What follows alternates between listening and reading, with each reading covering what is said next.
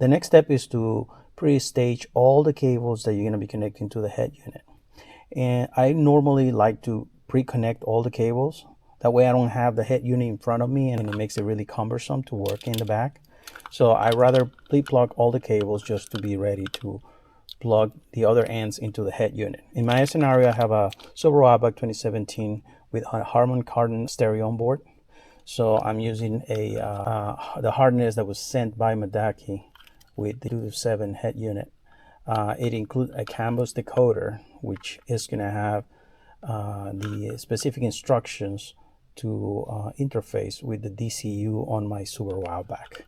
That will give me access to control some of the settings that the original OEM head unit included, as well as having access to the steering wheel control buttons.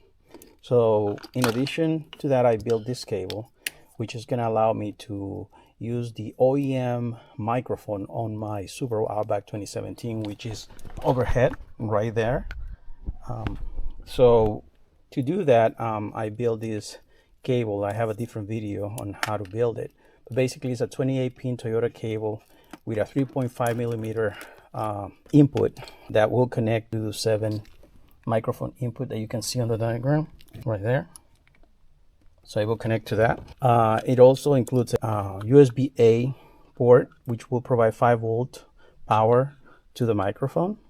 And also it includes a noise reduction mechanism to decrease any pops from wind and other noises on the cabin.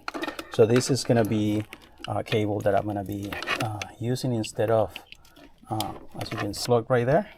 And the other plug goes to the harness that was originally sent with the unit.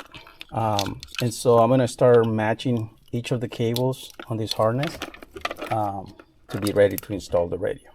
So I'm going to get it all connected. This is the antenna radio and so forth. The next cable I'll be installing is the GPS antenna. Medaki includes with the DuduAuto an external antenna that you can run somewhere on the dashboard where you can get line of sight. They recommend that area, but I'm trying to preserve as many of the original OEM inputs. And obviously there's no better signal you're going to get than the original shark fin antenna that is on top of the Subaru Outback on the roof. And that's what I'm going to be using instead. So I built this cable that will allow me to interface the original OEM antenna input, as you can see here. And this will connect to the Medaki 7. Their installation instruction shows that the GPS input goes into port 6. So that's where this is connecting to.